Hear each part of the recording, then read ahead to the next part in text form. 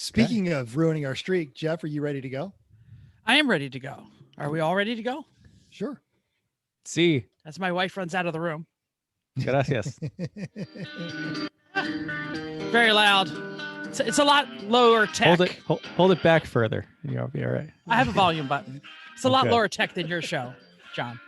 Welcome to Everyone Racers, a show designed for the world of low-dollar racing and oddball car culture. It doesn't matter what kind of Lemma Champ or Lucky Track Dog League you run. SCC or NASA, we won't discriminate just as long as you drive it hard and built it yourself. Join us each week for tech discussion, tips, tricks, news and notes in the world of amateur endurance racing. And whether it's on the spot, hella sweet, or we're lucky enough and Chrissy gives us just the tip, we're sure you'll giggle a little and learn even less. Everyone report to the paddock. This is Chris. This is Chrissy. I'm Jeff. And I'm Mental. And we are Everyone Racers. Thanks for coming back and listening to a Gullwing episode of our podcast. It's episode 198. The W198 was the chassis code for the Mercedes 300 SL, which was certainly one of the first supercars in the world. We could go back a little further and find some other ones, but damn if it still isn't just achingly pretty to this day. It was initially a Gullwing coupe from 54 to 57, then a roadster from 57 to 63, top speed of 163, making it the fastest production car of the time. At the 1956 running of the 12 hours of Sebring, there were over 300 counted in the parking area. That's pretty cool. That's amazing that 300 SLs were in the same parking lot ever. When they were brand new. Yeah. That wasn't like outside the Mercedes factory. Right. Stuttgart. Great. Well, hey, if you're not driving a car, your 300 SL, please don't use your bingo card if you're driving your 300 SL. Please. No, don't do that. But take a picture of it and send it to us. Yeah. What are you working on to Jeff? Because Jeff's been a busy boy lately. What do you it's been busy. Yes. Work has begun on the crashed LS swapped 300Z. We have a guest tonight, so I will say it is a Z32 1991. Chris, 92? What year is it? 92. 1992 300ZX slick top 2+0 that we ripped that freaking Nissan mill out and put it in LS. And then After brother rebuilding it like twice. Yeah. 2 years building a race car. And then on practice day, a driver with the same last name as me slid it into a guardrail. So that same driver was over my house and we were working really hard. We took us half a day to get it out of the trailer and parked in a place where the township won't notice. The second half of the day, we pretty much have the engine prepped to pull. We need to pull the motor so that we can get it to the slightly irreputable body shop to get them to yank the frame straight. So as everyone is asking what's going to happen to it, we are going to try and resurrect it because that cage was entirely too hard to build. I am not swapping chassis. We're going to try and get that thing back together. Yep. Go ahead, Chris. I said, Yup. That's good. Yep. I agree. I concur, sir. Yeah. Gee, I wonder where we can find another roached out Z. I'm also contributing to the Carvana effect. We had the discussion about the Carvana effect a couple weeks ago. And hopefully saving the manuals, as today I completed the paperwork for the purchase of my 2020 Hyundai Veloster, and I'm very excited. As Chris as every single person on this podcast is in love with German cars, I'm the only idiot who just won't do it. So, well, it's not that you don't love German cars, but true. we have long established there are requirements that go with German car ownership, and you don't do those. If maintenance is one of them, I'm not doing it. So there it is. Non-reactionary maintenance. Yeah, exactly. So it is performance blue. So I forgot to put on my golf themed watch band tonight, but I will start rocking more golf themed livery things as I slowly fall in love with that. But anyway, lastly, one car per week is not enough. So I have negotiated the sale of an NC Miata to my brother, and hopefully tomorrow we will be picking it up in Western Pennsylvania. Cool. I saw that on the Slack channel. I also posted a link up there to the GRM. Somebody was giving away a bunch of NA Miata stuff in Eastern Pennsylvania. It doesn't matter. Hopefully in a week or two I won't own an NA. Well, you don't really own it now, do you? That's true. Yeah. Well, wait. What happens? What's happening to the Miracle Miata? There is no reason to have a rusty, effed up Miata that barely runs when you have a new Miata to play with. So miracle the Miata will go away. I thought your dad was just going to drive it until it dies. No, he doesn't drive it now because as we established, we went too far down the track rat and it is no longer a comfortable driver. So At all. No. So Mental, what are you doing? What are you working on other than getting us really cool guests? We got all of the final lumber to finally finish the last bit of the roof trim. And as I started to stain it, Vicky looked at it and said, oof, way too dark. So we're going to redo part of that. And she found a stain she likes better. So Amazon will have that here in a couple of days. I picked up my 914 engine, which is not really a 914 engine. It's a Type 4 engine, which is similar, that Corey had gotten to put in the 411 that he gave to Steph Schrader, which then blew up so that Donnie could ship an engine to her, so that then Charles, her mechanic, could ship that engine to me. And it's now in my garage, unpacked, ready to go up on an engine stand. I need specific bolts to put on the engine stand. And also I bought another engine stand. So now I have two, because that one's going to be on the engine stand for a while. I got new wheels for the Toyota. They were just a bargain on Facebook Marketplace, and I had to pick them up. So I spent a week or so looking for a cheap fender roller on Facebook Marketplace, and finally just bought a new one from Eastwood for actually the same price everybody was selling them for. So yeah, they don't really you want break. a fender roller, buy a new one and then sell it on Facebook for what you paid for it. But yeah. Cool. John, you don't have to be quiet. You can just go, you're full of crap. I mean, yeah. I'm just hanging out over here. Just because we haven't introduced you, don't let that stop you from chiming in. He said 914 and a motor, and you stayed quiet. So I don't know what's going on. I didn't realize. I've seen your show, and has that 914 deck lid always been behind your head? That 914, not always, but probably for the last couple of years, about a year and a half. I think I've watched your show on a mobile device, and it just looked like a green and black thing, in the background because it was too small. But now that I'm here, kind of looking at it on a larger screen, I all right. So you're not a German guy, jealous but you have he a got 914 that too. deck lid. That's crazy. Oh, no, I dream of Porsches. My maintenance schedule is Japanese. So. And even then, yeah, questionable Japanese. Neglect. Yeah, 100% neglect. So, Chrissy, we unintentionally skipped over you. Oh, it's fine. It's weird if Chris asks me what I'm doing. So I've Chrissy, what you doing? we had a lovely weekend away. Not much work. Chris will talk about the car work and the housework that he did. Headed out soon again. So summer means we should not be in the house anymore. And it's way too crazy hot here. So we're getting out. Chris, you've done more car work than I have recently. What have you been up to? I've done some Corvette work. We are continuing the resurrection of this 1984 Corvette, and got the interior mostly back together. It's much better than it used to be, which is great. I've also now tonight been siphoning 20-year-old gas out of it. That's been really, really fun. Ooh. Everyone loves the smell of 20-year-old fuel. So that's good. In the process of doing that, I broke the filler neck sending unit thing because it's on there with a seal and a plate. And so I just tried it wasn't coming up. So I tried to lever it off. And sure enough, the part that you screw the gas cap in just snapped off. So that was really on there security. No, it's metal. Oh. That's how we make them.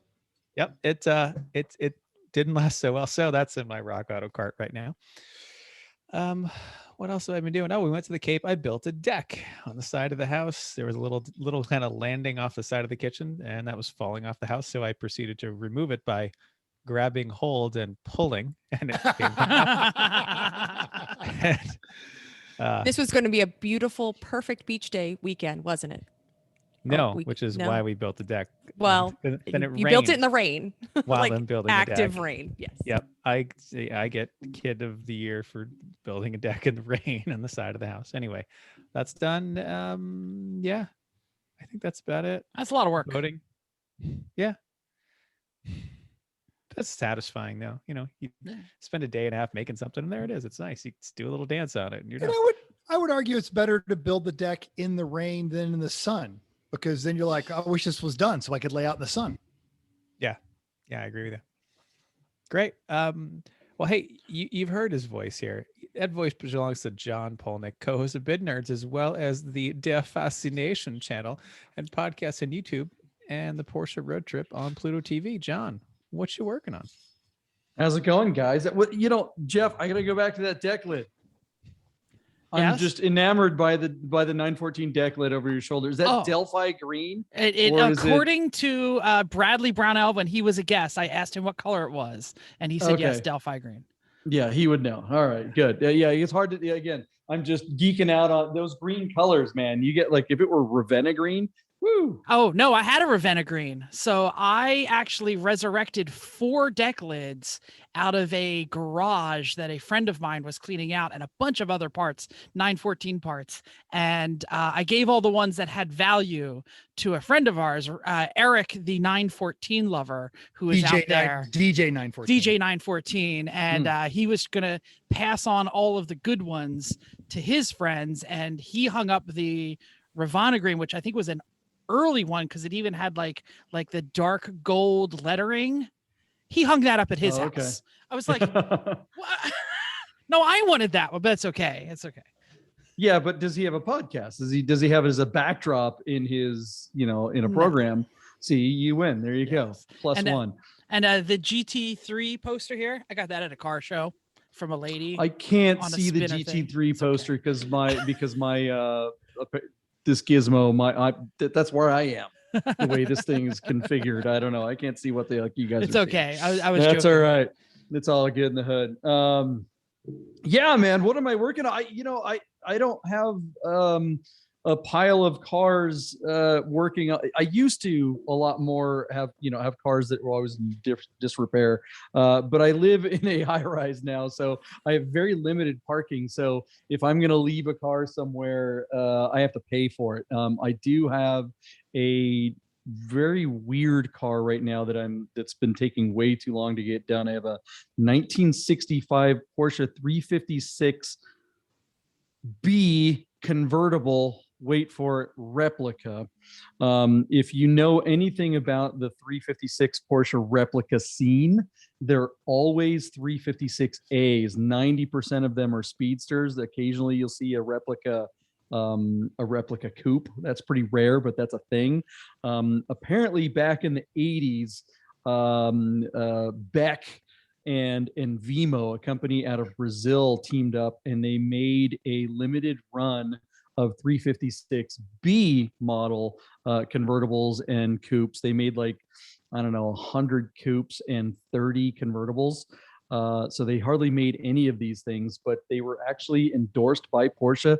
Porsche dealerships in Germany were able to sell them on the lot. Like Porsche said, it's okay for them to sell them there. And Vimo is a company out of Brazil that was making military vehicles. It's like, and Vimo is some kind of acronym.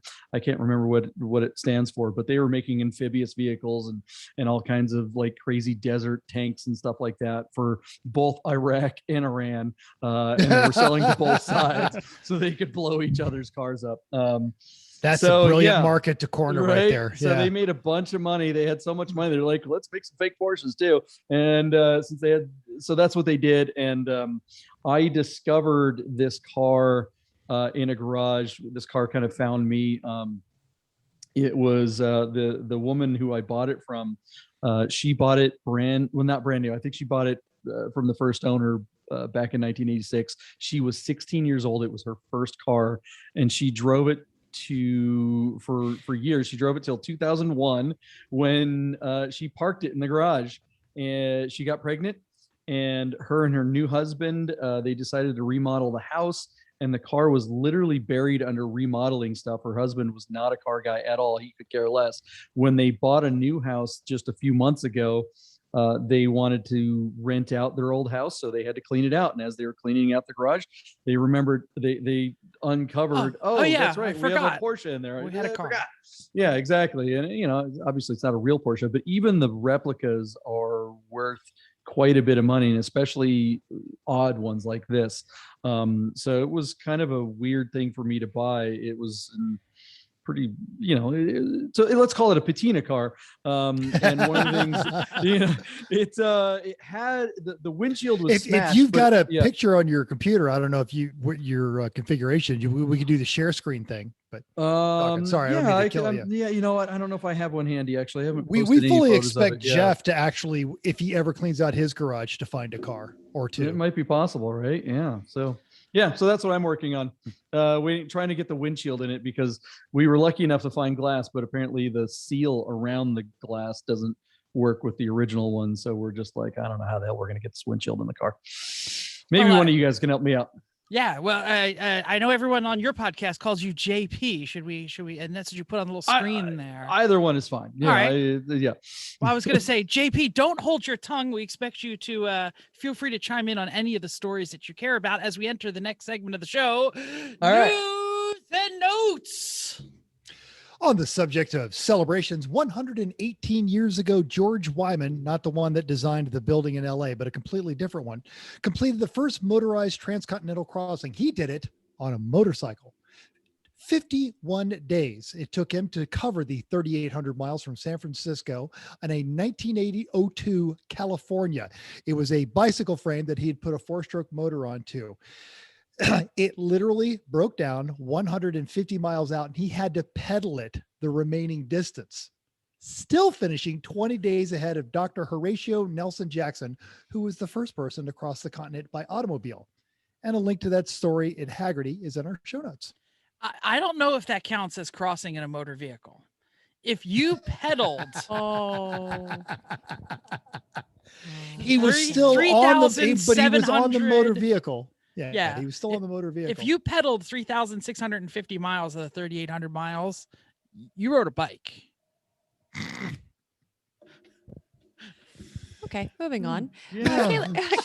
Caleb Jacob over at The Drive let us know that General Motors is out of the CD business in passenger vehicles. CDs, if you don't know, that they are an old storage device where I added this, old people used to listen to music on, because anybody that knows and listens to CDs are old.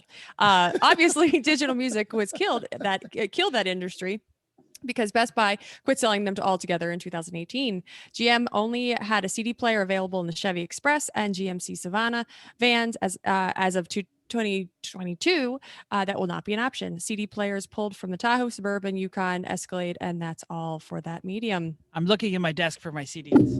You probably have some. I do. Yes, they're very. They still have Redbox in grocery stores. How is that possible? How do people play them? I've seen people get things from them. I completely agree. They keep them outside of the 7-Eleven. You go in there, you get a 6-pack or microwave burrito and a Redbox. That's $20 worth of entertainment. You're good to go.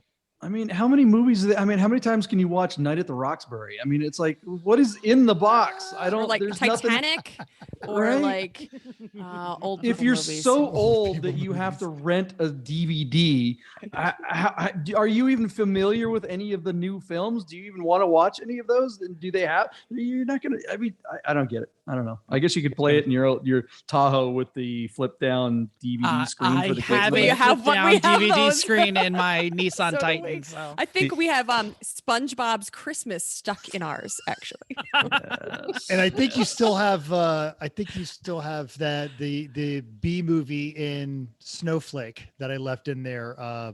Chris might have rescued that one. Yeah, no, he rescued all the CDs out of that, but it was Yeah. I just heard the tagline, "Stunt Rock." That's what it is, Stunt Rock. It's a death wish at 120 decibels. Oh my! Because my Hey, parents want to watch that. Yeah. Hey, this is hot off the presses. Just announced this afternoon via email. American Endurance Racing is adding a new class with metrics. According to the email, most of the teams that race with AER have expressed support for our performance-based classing, and for the majority of teams, we will continue to class your cars as we always have, which for those of you who have never been to an AER race, you basically qualify into a, class 1, 2, 3, or 4 based on how fast you do laps. But according to John, at the same time, we're striving to create a fixed target for those teams who want to build or already have built a car to a specific power to weight ratio, which, as we know, is the method that is used by World Racing League. So I don't know if they're trying to get in on their muscle, but starting in the 2022 season, they create a class called Class A. It will require a power to weight ratio of 9.0 to 10.5 pounds per horsepower. There will also be aero, brake, suspension modifiers, and fuel cell specifications. Interesting. They invited people to join a discussion group so they can work out all the rules.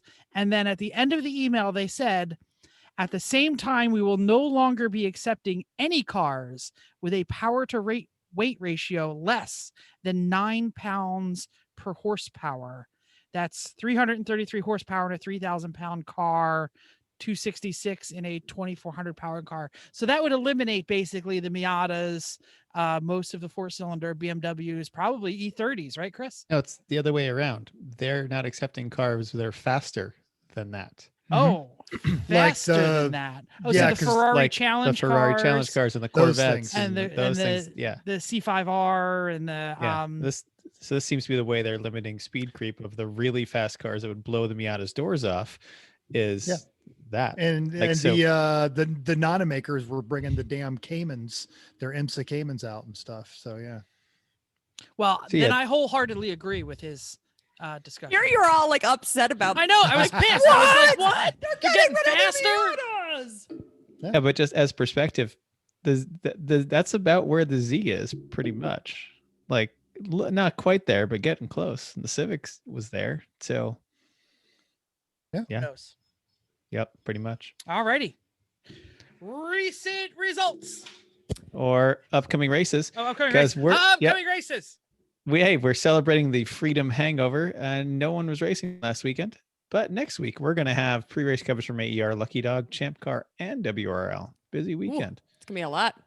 Sorry. All right. Recent results. We don't have any. Here's hoping that you all had a safe and a happy holiday weekend.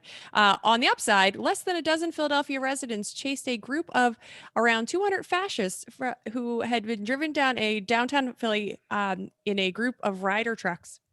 But a small group of locals almost immediately chased them out of town. Video is actually funny and sad. But Jeff said on the Apex Adjacent podcast, do not invoke or provoke Gritty. Yes. If you can't order a Wawa hoagie, you don't know what Whiz-Wit is, you do not know the Pandora's box you're opening. Yeah, it was actually pretty funny. It was a group that was from the Virginia. No, they're Texas. I thought it was Texas. No, they were from Texas, but they were born out of the Unite the Right rally in Virginia. So they had on like khakis and blue shirts and white masks, and people were like, "Get the fuck out of Philly now!" It wasn't even like it literally was like 10 guys. Yeah, it was great. It was awesome. Hey, Hey, Philly's I'm the sorry. place where that. This is Philly. Yeah, we throw batteries at Santa, and there's that like, It happened once. and there was that like that robot that was just kind of traveling its way around the country. yeah. People Yeah. started- Picture bot. Yeah. it got the shit kicked out of it in Philly. That's- And then the riot when you won the Super Bowl. Yes. Wow. Yeah. Oh, that. listener feedback time. On our cage building part 2, we have to thank Cam Lopez. We have actually got a whole bunch of plans. I don't know if you guys have checked our email. We got a lollipop pool. So if you have a pool pole, you can now make a lollipop for your pit. You can hold it out so your guys are coming in, they know where they're going to stop. We've got center fun. marker tools for marking your tubing. We've got a bend tool for a bender with a 6-inch bend radius and a top and bottom clamp for a 1.75-inch tube, which it allows you to put that the dial on it to make sure that as you are bending different directions, you're still keeping it level or putting an angle at whatever you Right. need. He sent While so you're many cool rotating it around. pictures. He posted them to Wow. our Yeah, right he's under our Cam's Facebook. legit. If you get a chance, he's one of the battle scarred racing guys and really, really, really smart and really fun to talk to. Hamsa, if Jim, you're what- listening, we'll send say you the Jim, too. files. Yeah, Jim, get Yeah, them and cut. Jim. Yeah. Yep. Michael K also talked to us about some constructor tips on building these cages. He said, Jeff, you're mistaken. Me, I'm mistaken. The only reason you use a plinth box is when you have a plinth box is when you have an irregular floor. He says that's one of the 3 good methods for allowing you to weld the top of your hoop halo without cutting holes in your roof. And they've used on every single cage. They weld the sprotter plate, goes under the plinth box, and then they build the box. They weld it, they slide the plinth box out of place, drop the hoop down, weld the top, put it back up, jam the plinth box in, and we cut a hole in the floor and it does the same exact thing and is a lot easier. So I'm sticking to my method. There's nothing wrong with plinth No, boxes. it's actually just- a good method. We just like ours better. Great. Daniel Torres asked, hey, what are your preferred tools to bend your pipe and pipe size? We have a JD Squared Model 3 bender. I think it's what it is. It's very old, but still works. I think it's a Model 3, but if you call them and ask for a Model 3, they have replaced a lot of the parts. So there's like a different version of the Model 3. It's an older like a- version. Older Model version. 2 3/4. They say, does it have the end of the stick looks this little square? And I was like, you know the one I'm talking about. Yeah. We haven't seen one of those in years. Pipe size we usually use is 1 3/4 because either we're building heavy cars and we need the thick wall stuff, or even if we're building the smaller, lighter cars, the 1 3/4 095 wall is lighter weight than the 1.5 120 wall. So might as well. We'll just use that stuff. There you go. Okay. Yep. Carlton Schmidt had an artsy solution to the smaller bits of leftover tubing. My scrap metal and offcuts get tacked onto Kid Curry. Curry lives on a high shelf in the corner of my shop. He's growing. That's a fun idea. I'm imagining just a stack of random tubes that You looks guys like stick an them to alien. the side, and that sounds. We You know, need like a picture of back- that. Carlton, like send us a every- picture. Every muffler shop back in the 70s always had the muffler man, out front. Tyler Stanks giving us a bit of a hard time mentioning his Gingerman race experience as we did, quote, leave out the best part, our theme. The Fisher Price chatter phone looked great, and the dampened return on the dial, which took up the entire hood, worked perfectly. I suspect there will be video of it at the Gingerman wrap-up when that comes out. I guarantee it. Yeah. Excellent. And Randy B had some more to point out about Gingerman. He said it turned out to be Lemon's iRacing domination. Stank got a trophy, the Hessers got a trophy, and Randy actually tried the whole racing thing, and it didn't suck at all. He says Gingerman always has iffy weather, but the people in the party make it some of the best weekends of the year. And Now, speaking of Jeff iRacing is domination- Jeff is throwing a story in there because he doesn't. Oh. No, I didn't throw that story in there. I don't know where it came from. That Oh, would be okay. me. Oh, excellent. go. All right. There you go. Oh, go ahead. Sorry. John, Go- go for it. Go am for I it, John. supposed to well, can you? I don't know if you guys can bring up that link, but you guys are vet guys. You guys are Well. Midwesterners and everything like that. There's a None of the story above, here but that okay. I just saw on Jalopnik where a C8 crashes into a pool. Now this is kind of a sad story. 2 people died in this accident as they crashed into someone's pool. But the takeaway from this is 3 people were in the C8. What? Yeah, exactly. How? A C8 carrying 3 people crashes into someone's backyard, goes into the pool. 2 people die. But wait a minute, there was 3 people in the car. How does that I work bet- I exactly? bet we I'm can asking guess. you Corvette guys. Well, How does that work? Not Corvette guys, just happened to have been given a Corvette. Me too. So, Let's not forget. Neither of us chose I mean, honestly, those what's cars. the difference here? Really? I mean, it's like, right. how else do you? Oh, get a you got it? Corvette I other got than it. One being given to you. That's true. Pictures are deciding not to come up on mine. if you Oh, wanna mine throw came that up. on I there. can share screen. Here it comes. What was your second option? It was 2:18 in the morning, so I'm sure they weren't sober.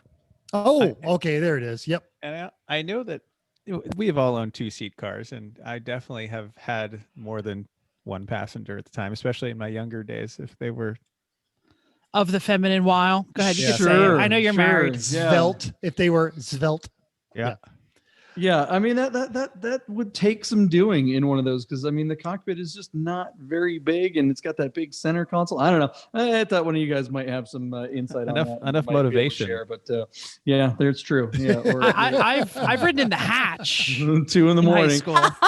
yeah. Well, yeah, Oh, an yeah. old vet, I could see that actually happening Yeah. because I Oh, grew yeah. up. A C4. Yeah, when I was a kid, the neighbor girl, the hot chick, the high school girl, her dad gave her a C4, and that's where I rode. I got to ride in the back, but at least I was in the vet, right? But the mid-engine Corvette thing, how does that work? I don't. I see you guys got lucked out. Someone's on someone's lap. The question is whether or not they were on the driver's lap or the passenger's lap. Yes. And if Right they were across on, both. if they were on the lap, were they a cushion in this? Did they save the other person, or Yeah, that's a Oh, good. Yeah, did they no. become Who the died? airbag? The people in the seat or the right. people not in the seat? Yeah. Yeah. Or They is all- this the they- latest? Is this the latest version of planking? Is this like, because I'm old, I don't know what the internet kids do, and they always have some kind of thing. So is it like now go out and get a bad American car and die in it? I don't know. I don't know where that was going. They No. were they were they were all ejected. So even if there was one of the cushions, Mm. they just So they weren't belted in, and clearly the roof was off. So yeah. Still Oh. better than drinking Tide Pods or eating Tide Yes. Pods or whatever it is that you do with Tide Pods. I think this is definitely a better trend. But I'm just saying, I don't know. Again, I don't know what you people do in the Midwest. Somebody's gonna have to explain. They're this not to me. Midwest. We're all No, from we're Philly. Jersey and They're Pennsylvania. they're all from Philly. where your wife is from. They're all Oh, okay. Well, I was born in New Jersey, so there you go. Sorry, I don't know if that's right. They're all Sorry. Eastern PA area folks. So yeah. all Philly now at least. All right. It So, is. JP, do you do any fake racing? You do any anything on the simulators? No, I'm not much of an actual race car racer person. I love being on the track. I'll do DE days and stuff like that. But I love the idea of going out and doing this lemons thing. That just looks like so much fun. Oh, well, we will take care of that for you. So when the Rona hit, we all jumped on our computers and started practicing on the internet. And we had the season ender of the Lemons race. Who's going to cover it? So race one, no pedal, no wheel. So one of the things they came up with is you can't use an actual pedal and wheel controller. And we've had all kinds of interesting stuff. A pickle. One guy tried at least 4 times to get his dog going. Keyboards, a lot of flight controls. And then Tyler Stank also had his going by playing different tones on his French horn. Oh, and there was the bongo. They used the to somebody bongos, used I to forgot about play that. the Kong bongo. Yes. And then Yeah. we had the Mr. Beans, a lot of Mr. Bean versions and a butter churn. So that was but this one was actually fairly regular. It was at Summit Point. That was always a good one. And then 2, they took it was supposed to be all the rally cars for the Jacques Villeneuve 20-minute race. Everyone went with Beetles. So it was all Beetles. Also, damage turned on. Hilarious. The last one, Banger Cross. Now I had to leave, but Jeff, you were watching the Banger Cross with the dirt track Camaros on that rallycross course at Phoenix. Yeah, that was fun. A lot of crashing, a lot of flipping around on that one. And then- for the first 2 races, we randomly picked a number, and All Smith won both of them. Yeah, yes. So in the last race, they actually had all of the MX-5 Miatas on the iRacing Super Speedway in the dark, which has no lights. So that was fantastic. It was a very, very. I'm sure the YouTube audience loved watching a black screen and little lights go around. But So that I means don't the know. commentary had to be good. It left plenty of room for dick and fart jokes. I will freely admit. All right. As we said that we do no pedal, or we do pedal and wheel racing. We host a Monday night E1R race with anybody who listens here and wants to show up. This week, we do it on Monday nights, 9 p.m. Eastern and 10 p.m. Eastern. We turned the damage off and took Formula V's onto Phoenix Rallycross for all the laughs, and then over to Daytona for America All American Cars, Vets, Caddies, NASCARs at legendary Legacy Daytona. The Aliens won both, but everybody had a blast. And Lemons iRacing might be on hiatus, but we race every Monday night. If you got a dumb idea for a race, get a hold of us on our social Basically, medias. Monday afternoon, we all say, "What are we doing tonight?" So join in. Facts. Yeah. If you got something you want to do. Hey, you know who never outbids me for a 911 on all of the major car sites? Not 911. I think you're wrong. I think she outbid you on every 911. Not Chrissy's mom. 911s. No, okay, But- what would she bid on? Coffee pots. Oh, coffee pots. He Okay. buys coffee All right. pots on eBay. We're going to All talk right. about Very good bidding. at it. So if you have coffee pots, hi to Chrissy's mom. I hope you're getting fantastic coffee pots. She is the very first listener, JP. So that's why we always say hi to her. And also, if you when you come to one of these lemons races, we'll make sure that you get access to the. They are. It's not a joke anymore. They are actually used as currency. Christy's mom makes cookies sometimes for the entire staff and paddock, and they are so good. And strangers come by and say, may I please have one of Chrissy's mom's cookies?" Yeah. All right, let's get They on sound good. to the main topic. The main topic time we already mentioned. It's John Polnik. Porsche road trip, car gatherings, Bidnerds. He's got a YouTube channel, a TV show. He's got everything. He's a And filmmaker, and he's dying a little bit inside being on this podcast. I was going to watching say us. his podcast looks way better than ours because we started as audio only, and I'll figure out how he does all those things. He's even got a better picture of a Porsche behind him than I do. So, John, welcome to the Thanks, Everyone guys. Racers podcast. You have an actual Porsche part back there. That's just a picture of one. Sure. Yeah, no, thanks for the intro. No, you guys have more followers or probably nobody listens to us because we don't know what we're talking about. We do a podcast pretty much every weekday, Monday through Friday, sometimes Monday through Thursday, depending. But think of it as Price is Right with cars. We whittle down the most interesting cars of the day on Bring a Trailer, P-Car Market, Rad for Sale, Cars and Bids, whatever auto enthusiast auction sites happen to be up at the time. We whittle it down to the most interesting ones, and then we make predictions of what we think they will sell for. We're always wrong. I mean, we just clearly don't know what we're doing. We've been doing it for months now, and we haven't gotten any better. And it's not getting any easier because prices are just crazy out there. Prices are insane. Yeah, if you've been paying any attention, you know that it's not settling down. It just gets more and more bonkers every single day. And but the game is a lot of fun. A lot of time, it's just my partner and I, Michael Deeb, and we bring on guests fairly regularly. The lovely and talented Chrissy will be coming on, I believe, tomorrow. So there's a plug. Oh, We've got one of the Everyone Racers coming on tomorrow. And honestly, I think- you grabbed the smartest one. Well, you know, I mean, not smart, just a follower. So I don't know that I'll do any better though. So I'm sure you'll wipe the floor with us. Most of our guests do. And one thing about all the guests that we've ever had is they just blow up my phone afterwards because the game is very addictive. The way it works is we'll pick a car. Deeb will talk about it, then I'll give some useless information about it, then he'll give his bid and I'll guess over under. And it's terribly.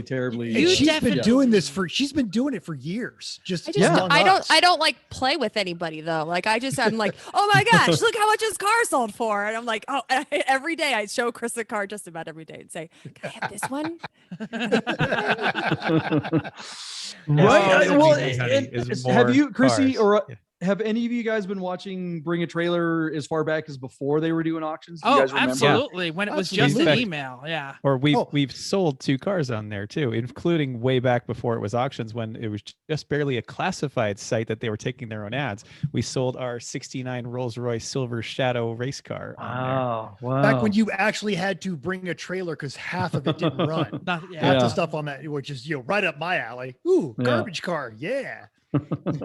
Well, that was the thing about Bring a Trailers. It started off as kind of, even when they started with the auctions, it used to be the place to get a deal on an obscure car that you're looking for. And that has completely changed. Now it is the place where you find the car that you want and you're just going to pay for it. If there's something that you want, if there's that obscure thing or that, you're going to find it on Bring a Trailer or maybe one of the other auction sites. But Bring a Trailer in particular is the juggernaut. And you are not getting a deal on that platform. They have all the eyeballs. Everyone who's looking for a car is on there regularly, and we were constantly watching it. Just about so many. If you're a car guy, just about every car guy I know, like you, Chrissy. Hey, did you see this one? How many times have you seen someone post something on a social site? And that's where the idea came from. It's like, well, geez, coming up with podcast ideas and how many different automotive podcasts are there nowadays, and you watch every one of them and everyone's kind of struggling to come up with things to talk about and content. And this is just one of those concepts that was like, well, you know what? We never have to come up with something to talk about. There's always hundreds of cars that are going to close an auction on any given day. Even if we didn't select, we take a lot of time selecting the cars that we think are the most interesting cars. But really, we could just, you could throw you throw a dart at one. Okay, what's this car going to do? Exactly. So it just makes it easy for us to just turn the computer on. Here's 5 cars, make some predictions. We have a bunch of useless information about just about every car that we talk about because we're full of that just worthless stuff. And hey, here's something we can actually do with that useless information finally. Well, and actually that's what I'm going to bring up next, is because we're going to talk about the show in just a minute, but we're going to do a little bit more into your background here. I watched the show. I've been watching 3 or 4 episodes a day trying to catch up so I can start watching them live, because that's why our views have doubled. One guy going back and watching the old ones. All right. I did watch Jay Lamb live, and nice. the amazing things that you all know specifically about Porsches, but just about everything else. Like, how did you get this knowledge? What's your background? I know you mentioned once that you were a lot lizard in your teenage years and worked for some, including a Peugeot. You worked at a place that sold Peugeots. Yeah, brand new Peugeots. Right up our alley. So what's your background with cars? How did you get all this fascination with 911s, and where did you get all this great knowledge? Well, thank you. I don't know if it's great, but people ask me all the time, being a car enthusiast, I just tell them, look, don't do it. Just take up heroin or crack. In the long run, it's going to be way cheaper. If you get into Porsches young, it's just going to be ruinous for you financially. And it's going to ruin relationships. It's just everything about your life is going to be destroyed if you get into this thing. But once you do, I don't know. I'm a dork, and I remember, I literally have a memory, probably 5 years old or something. I grew up and the neighbor kid's mom had a Mexico blue 914. I didn't know what a 914 was. I didn't know what Mexico blue was. I have no idea what engine it had in it, but I just remember looking at that car being this little kid, and I went and talked to my friend and like, wow, what is that? And he said, that's a Porsche and it goes 100 miles an hour. And I was like, no way, nothing can go that fast. You're out of your mind. And then, I don't know, I do some math, but 15 years later, I got my first Porsche and it was a 914. And I obviously, growing up as a kid, everybody, if you wind up being in Porsches, you wind up seeing them on a TV show or a movie. I didn't grow up in an area where they were very common. A 914 was about the only thing you saw.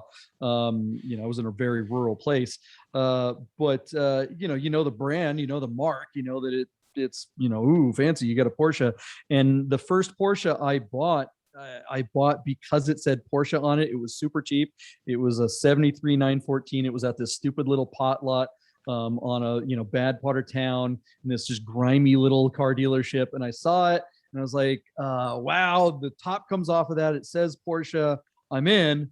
And I paid the guy, and that car, it was such, had rust in the hell hole, had all the typical 914 problems, but the roof came off and it said Porsche.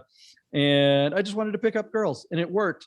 But then after driving it for a while and going, oh, wait, I think I understand why people like these so much. And that was the worst one. So the other ones have to be way better. Eric, relax. He didn't mean it. 914s are okay, Eric. I had 2 924s. Yeah, not even 914's not even close to the worst one. Sure. Well, any of the early 924s, for sure. I absolutely agree. And the 914s, I don't actually believe that they're the worst one, but the one I had was the worst one. It was, I understand. It was not a good example. But that, so I figured I had to go up from there. And were you graduating from the Scirocco? Yes, as a matter of fact. I don't know if that's something you just guessed or if you're a watcher of the show. I'm a watcher of the show and wanted to mention it because Chrissy is still scarred from her Volkswagen experiences. Well, yeah, but I actually, he mentioned that on the Porsche road trip, which everyone should watch on Pluto.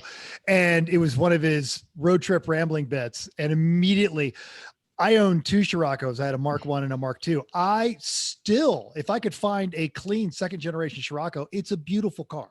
Yeah. Good luck finding one. You're right. I think there might've been one on Bring a Trailer last week. There's a I think silver one. we've seen a handful of them, but Yeah. we haven't seen a genuinely clean one in like Yeah. ever. No, you get to you look. You in don't see any of Camisa's- them ever. Camisa's So garage is the only place that there's a clean second-gen Scirocco these days. Yeah. The Scirocco. I'm a huge fan of the second gen. That's always what I was. My first Scirocco in high school, I saved up a bunch of money, and then I graduated. I got it like just before I graduated high school, and then we were moving out of the house that I grew up in, and on my way to go to the apartment that I was moving into, long story, but I crashed it. Totally gone. I didn't have the car for more than 2 weeks. This person was delivering newspapers. I lived in a rural area, so it's 3 a.m. I have all my stuff. Everything that I own is this, 17-year-old kid, and I'm in this car, and I'm super excited. This thing may as well have been a Lamborghini to me because I was so excited about that car. And as I came over the crest of the hill, there was a car in my lane. Because the car was basically delivering newspapers on the opposite side of the road, so they could do it out of the driver's like a side postal window. deal. Yeah. Yeah, but it wasn't a postal. Yeah, so it was like I swerved, I lost control and totaled the thing. And then the next Scirocco I got, it was dumb luck. There was a kid in high school, Ted Rieger. If you're out there, I've told this story before, and he hasn't found me and beaten me up. But Ted, I coveted his car. His was a black '82. That's the first year of the second gen Scirocco. It One-armed was bandit. lowered. Yeah, I mean, just it had Ronald R9 wheels, all black, with the houndstooth cloth interior. Had a Drake 426 cam, and it had a strut tower. I mean, this car was like. It had even had the Zender front splitter. Didn't have the full body kit, but this car was so badass. I wanted that car in high school so badly. I wrecked my Scirocco. I had my summer job before I started school in the fall, and I was just like hating life because I was in this piece of crap Dodge Colt with a bashed in driver's side. You had to get in on the passenger side, and I drove by the Kmart parking lot, and there was Ted Rieger's car. I'm like, with a for sale sign. I'm like, what? So I had to stop and look at it, and they wanted all the money at the time. I was like, oh, I don't have what I was washing Peugeots, like you guys caught on my story. So I reached out to the lady, or I called the number expecting to get Ted Rieger, and I got this lady, and she's like, yeah, I'll come and meet you. And she came out, and it was Ted Rieger's mom. And I'm like, well, isn't this Ted's car? She's like, oh, you know my son? I'm like, yeah. He was a dick, but I didn't say that. He's a lovely, But, lovely young man. Yeah. Yeah, I'm like, why is he selling his car? And she's like, well, he's not selling his car. I'm selling his car. He's he wasn't quite in juvie, but he got caught stealing Ninjas and Hurricanes. Him and his buddy were stealing crotch rockets, throwing them in the back of the truck and taking them for joyride. And so, yeah, he was in big trouble. Mom's like, yeah, no, I guess that's why we didn't see you at graduation, Ted Rieger.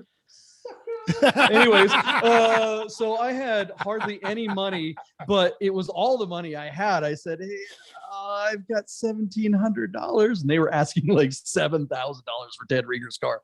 And she's like, okay. I'm like, Whoa. What? Woman What? scorned. It was like winning the lottery for me. So I bought that car.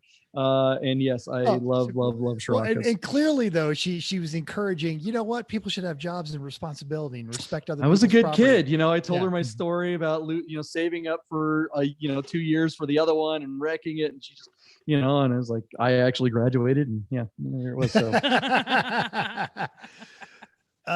Chrissy, bought you got my to own follow up Hurricane. on this one? yeah, what draws you to Porsche? Well, we talked about what draws you to Porsches a little bit. I mean, yeah, sure. I mean, once you get into if you've ever driven one, right? It's like you don't know until you've driven them. The thing I get asked to speak a lot of times at events or like PCA events and stuff like that. And there's nothing worse than a PCA event.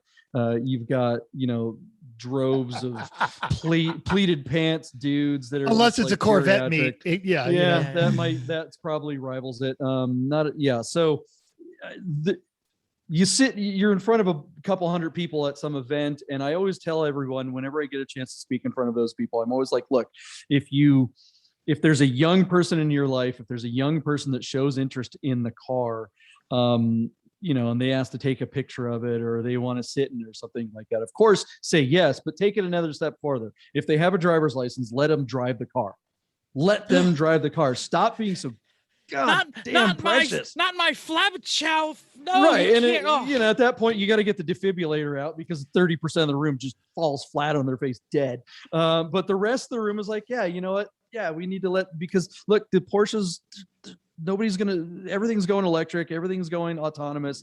If we want to keep this going, you better get another generation that's into it. And luckily, Porsche does enjoy a youth culture surrounding the brand, unlike a lot of other cars. And I think it's because, unlike higher end, aspirational brands like Ferrari or Lambo, there are no entry level Lambos. There's no getting into a Ferrari cheap. Whereas Porsches, there are still opportunities. 914s, you can still get one inexpensively. There are 924s, there are 944s, transactional cars. There's opportunities for young people to get even into Boxsters and Caymans are perfect. Yeah. Eminently affordable, and almost tempted me into German car ownership, but it didn't happen. So. Well, yeah, and the barrier to entry isn't always the price of the car; it's the maintenance and taking care of the car. And you're right. I mean, there's no way around it. They are not the least expensive things to own. But if you do treat them well, if you find the one that's been treated well, it's not as bad as people think. And if you get someone that knows what they're doing and knows their way around these cars, there's bargains to be had, and they are. Ultimately, most of them are pretty reliable. You can get a lot of car for not a lot of money, and that, like, you could actually daily drive something like a 944. That is a car that is robust. It has two little Achilles heels, the timing belt and the water pumps. It's a little expensive to replace and update, call it $1,000 or something like that, which could be all the money in the world for a teenager. But or you could learn to do it yourself, because there's still 944s in the junkyard. Right. Yeah, exactly. And that's a car that has air conditioning if you live in a hot climate, and it's a car that's relatively safe. There's still opportunities for young people to get into Porsches, own them, and enjoy them, and carry them into the next generation. Because once you get one, you'll want another one. They're like those potato chips; you can't have just one, right? I was thinking as you were saying this to let them drive it, but there are not many youngins these days that can drive a stick. So yeah, that's the additional problem. You're like, oh, here, you can drive my car and let me teach you how to drive stick on it. No problem. What better car to learn to drive a stick in than a Porsche? Yes. My friend Mauricio from the Three Pedal Posse, he's one of the guys that great guy up in the Pacific Northwest where I'm actually from. He runs a great little organization called the Three Pedal Posse. Look him up on all the Instawebs and stuff. He has a stepdaughter. She's 13, or no, what am I saying? She's 15 and a half or whatever. She got her driver's permit, and he is teaching her to drive in a 964. He's doing God's work. This is not only do young people need to drive Porsches, but they need to learn how to use that third pedal. And you're not going to hurt it. I'm not advocating giving the keys to your Porsche to a teenager and saying, hey, have fun, go down to Taco Bell, we'll see you later. That ain't happening. But being in the car with them, most teenagers are going to be so excited to be on the wheel of a Porsche. They're going to be super respectful. And that is going to be an experience and a moment that they're going to remember for the rest of their life. Even if they don't wind up enjoying even if they don't become a car enthusiast, which, let's face it, the likelihood of them becoming an enthusiast at that point is pretty high. But even if they don't, it's still going to be something that they're going to remember forever. And how cool is that to give a young person an experience like that? Let them drive your Porsches, people. If you have a Porsche, especially if they already know how to drive stick, you're just encouraging. You've put in some work. Yeah. Here's your reward. You learn to drive a Honda Civic with a manual. Well, here, go drive fill in the blank Porsche. You're going to have a good time. All right. And they're going to tell their friends. Yeah. Flipping topics to Bidnerds, which is awesome. Thank you. The market's insane, as we started to talk about a little bit before. But is the emphasis on auction sites and the huge number of bidding platforms good for lowly car nuts as a whole, or is it just going to drive us all out of the market and we're all not going to be able to sell our cars anymore? I think it's great for auto enthusiasts. The fact that these enthusiasts look. eBay has been selling cars since the beginning of eBay, right? That's, before dinosaurs and stuff. It's not like selling cars on an auction site is unique. BAT came up with a little bit different way to do it. For those of you who don't know, Bring a Trailer, I mean, who doesn't? But there is a significant difference in the user interface and how you interact with the auctions. On eBay, you have that sniping thing that everyone talks about. Everyone waits to the last second and tries to get their high bid in at the last moment. Yeah. Right. And that's just so annoying. Who wants to deal with that? With BAT, what they did is they kind of their game changer. They said, all right, high bid adds 2 minutes. And that way, some of these auctions, we've literally seen them go for hours, literally hours, adding 2 minutes at a time. And I think, right. And it's insanely entertaining to watch when you see one of these races happen. So what is that it going to does stop now? Right. Are we going? Stop now? What's going on? Oh, it's going on! Right. It's going on again! You would think if you were watching someone watch one of these auctions that they're watching a hockey game or a sports event and somebody just scored. You're like, oh my God, it made it. You know, and so the battles that happen, it's terrible, it's dramatic, right? And then you add that, you add to that mix, you add comments. You build comments. these communities. Yeah. Yeah. So people come in there with their knowledge and they talk about the cars and they ask questions, and that creates this whole other aspect of the auction platform that now makes a community, and it kind of self-governs. People are dickheads on there a lot of times, and people slap dickheads down. They don't.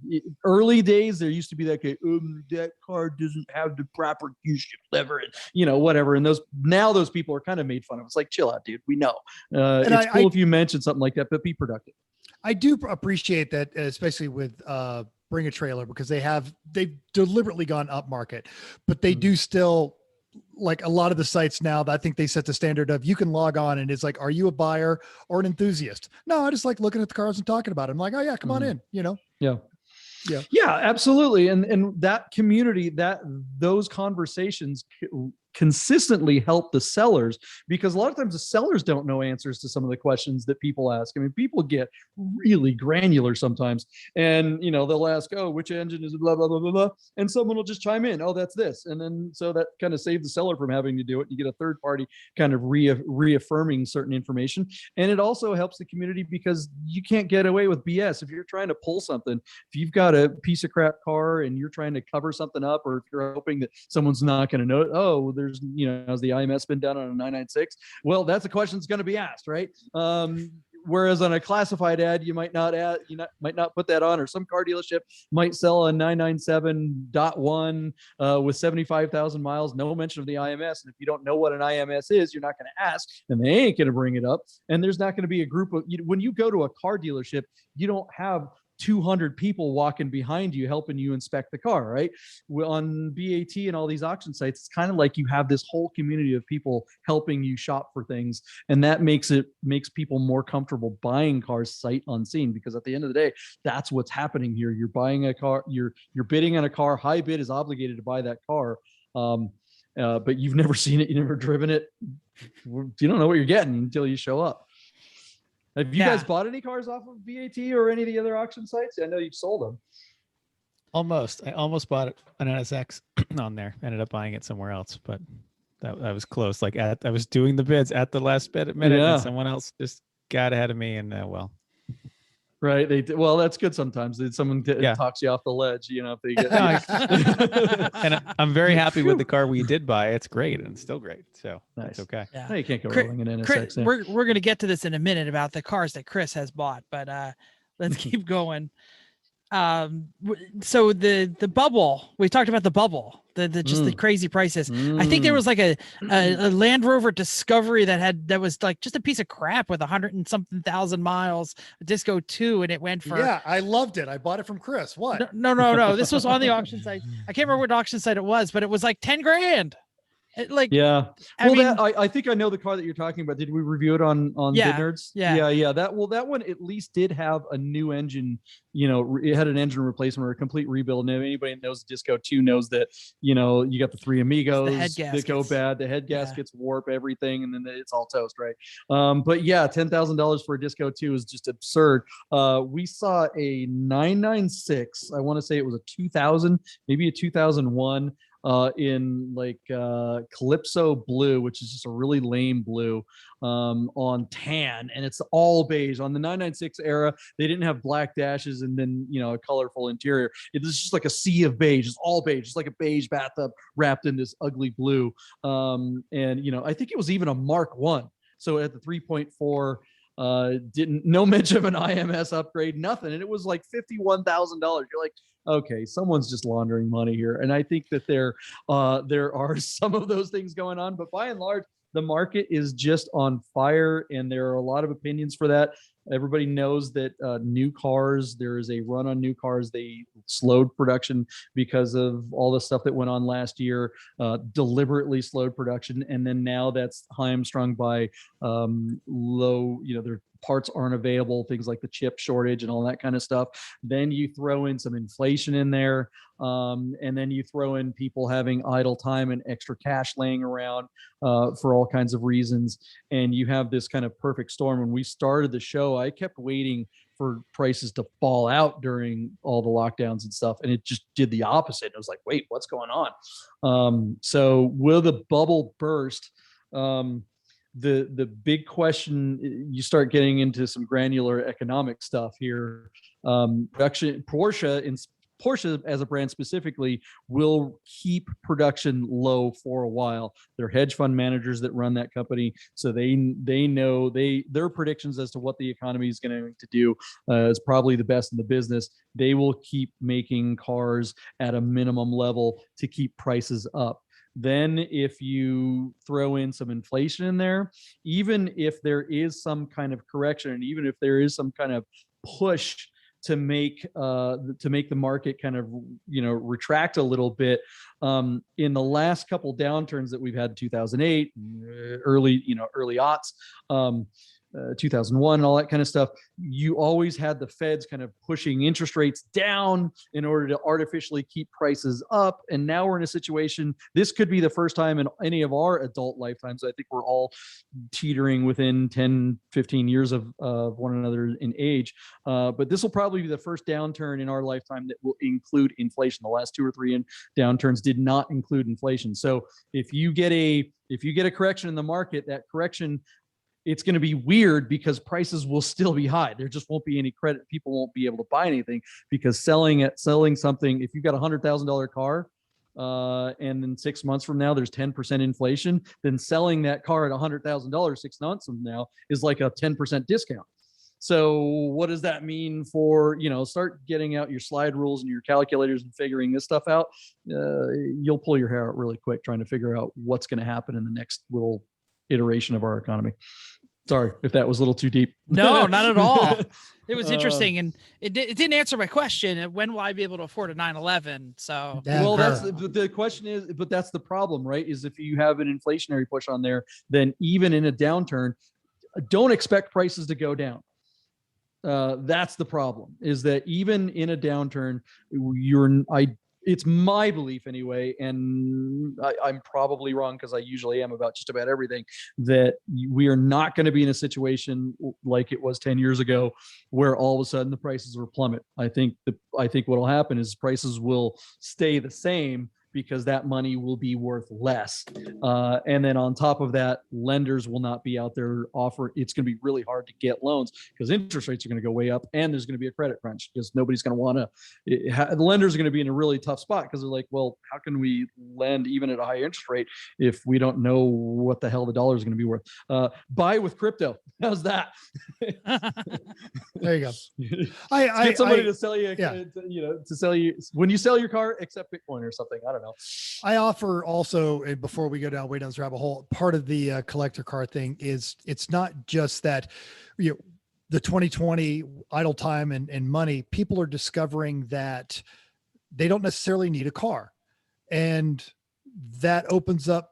Well, then I don't need a good, reliable, perfectly reasonable car. I have Lyft, I have public transportation, I work from home, so I can just get a fun car. Yeah. I mean, if you don't have, if commuting isn't part of the the equation for your daily life, that's a good take. I mean, okay, yeah, because let's face it, a lot of these collector cars, even when you talk about a $50,000 996, which is crazy, that's still about the same as a new Honda fill in the blank Accord or something, right? Which would you rather have? If you don't have to sit in traffic? Yeah. Hell yeah. I'm definitely in the old Porsche. Good point. The king of selling reasonable and reliable stuff for dream cars, Chris. Well, I think we already kind of discussed most of this. I bought a lot of stuff that's already depreciated, hung on to it for a while, enjoyed it a lot, and then sold it at very similar prices to I paid for it. So one of which even went to mental, the CLS 63. And the discount. Yep. Oh, was that your car before? Yep. Okay. It was. Right. I yeah. didn't put that together. I didn't connect those dots. All right. Yeah, we bought those. Nice car. We bought that 5 years ago from a Microsoft executive around here, and then did one lap of America and drove it all over the place, and then decided to downsize a little bit, and Mental picked that one up. Yep. Nice. The other great car that he bought at the bottom of the depreciation curve years ago was a Land Rover Discovery that me and Vicky loved. Yeah. Yep. How long did that last? It was a sea of beige, which is exactly what you just talked about. Right. It was beige actually, inside and outside. Yeah, it actually. What year was it? 99 Disco 2. Yeah. First of the BMWs. Lasted almost 2 years. Put damn near 90,000 miles on it. Drove it Colorado, Oklahoma, Georgia, back, all out of the kind of stuff. It just, and it did what Land Rovers did. But I had it for probably 6 years before that, and it had been, black interior, towing race cars. It was great. Love that car. They're awesome. But black interior on a Disco 2 was like a $3,000 option. That's why you never, ever see them. And you had mentioned CD players and stuff like that. One of the few brand new cars that I've ever owned was a Disco 2. I bought a 03 brand new back in 03. I leased it. And in 2003, it had a cassette player. It didn't. Oh, yeah. If you wanted the disc changer, it was $950, and I was like, I'm not spending $950. I already had an MP3, an adapter. Yeah. I was like, I'm not, the cassette tape. Screw that. So yeah, they are ridiculous. Chris, how long and how much difference was there in the buying and selling price of your Z4M? That was 5 years we owned that, 40,000 miles, $2,000 difference. Nice. Like did you buy that Z4M new? No, bought it with 4 years old, maybe, with 35,000 miles on it. Sold it. Was it a Roadster or a coupe? Coupe. Interlagos blue coupe. God, those were so great. Those were so damn cheap. They launched those at the exact wrong time. It was right during the downturn. I remember going onto showroom floors and looking at Z4M coupes, and they were like, that was the list price on those was like 70, 75 grand brand new, and they were trying to get rid of them for 40 grand. So there was like $20,000-$30,000 of what they call in the industry trunk money, if you guys have heard that term. They could not give them away, and I kicked myself in the butt for not buying one, because that car's worth way more than that now. Yeah, bought it and driven it for 15 years. Yeah. Also, in between there, only losing $2 grand on it, the car had $14,000 in hail damage. We told people it was on Bring a Trailer. We showed them pictures of it, like massive damage on it, and they were like, "Okay, cool." Wow. Luckily, your insurance picked it all up, so yeah, it got a lot of nice parts. BMW parts, and the whole car got painted, and it looked great. But did we use the old clip for Lemon's theme? It was hysterical. Yeah. That is one of the cars that people ask, well, maybe I don't want a Porsche. What other sports car can I get for 40, 50 grand? The Z4M is like on the high end of that list. That is one of the best sports cars of that era. And for the money, I don't know what the heck else you get that's better than that. If you like the original M cars, that's the last one that used it, of the naturally aspirated, high RPM, inline engine, actual manual transmission, actual hydraulic steering, real limited slip, none of the electronic gizmos. It's like, it's just a car that's very good. Have fun. And that S54, you didn't have to do anything to it. They run. What the Vanos is about the only thing that you got to deal with. And rod bearings at 100,000. And that's about it. That's why we sold it. This car hated traffic. This car wanted to go fast, always, only. every time, because I drove in a lot of traffic for work when I drove to work, which was weird. I But think that might be you. I don't know if that's the car. Okay. I'm just gonna say. I drove it once, and I'm gonna back her up. Okay. It had a really, really heavy clutch, and If you drove it like you were just being mean to it, it loved it. It was great. It worked perfectly on track. Like it all made sense. But trying to creep along in traffic, it just wasn't real happy. Or like where the NSX will do whatever you want. It's like, oh, you want to just go to the store? Cool, we'll do that. But yeah, I'm not buying it. I'm seeing Chrissy in like a Pontiac Aztec going, yeah, I don't know. People brag on these, but it just wants to go fast all the time. Well, I'm she never had a pretty Pontiac sure- Aztec, but she did put a larger engine in her Mazda 3. And we're having a great time, but I worry that this will turn into one of our infamous 3-hour episodes. And I want to touch on this before we actually get you for the ulterior motive that we drug you out here. True. Now, you guys started out doing the, hey, this is a cool car. Hey, this is a cool car. But both you and Deeb, you're creatives by nature and by employment. And you have been, I don't want to say hypercritical. I'll say honest. You've been honest about some of the, like, what the hell was Bring a Trailer thinking when they accepted this ad? I remember the 280ZX that was up. Oh, and with the all guy- the pictures off of a phone. They were badly taken. They were badly staged. And then the site shouldn't have even had that on there. But at the same time, you guys had the guy from P-Car Market on the show.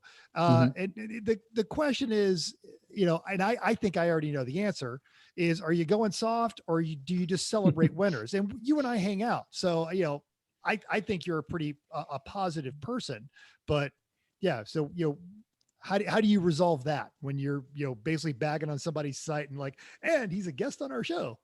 Yeah, I know, right? How many times did we just dump all over P-Car Market and then and then have Jim Barry on the show? Or we haven't had Dave on, although he says he's coming on. Look, I'll give credit where credit is due. Yes, we are, well, there was a little bit of an online spat. P-Car Market, they have a YouTube channel as well. It's called P-Car Market, or P-Car Market Live, or Inside the Market, something like that. Look it up. It's great. It's Dave and Jim, the guys that own and run the company. And they are old school car dealership guys, and they're from Long Island.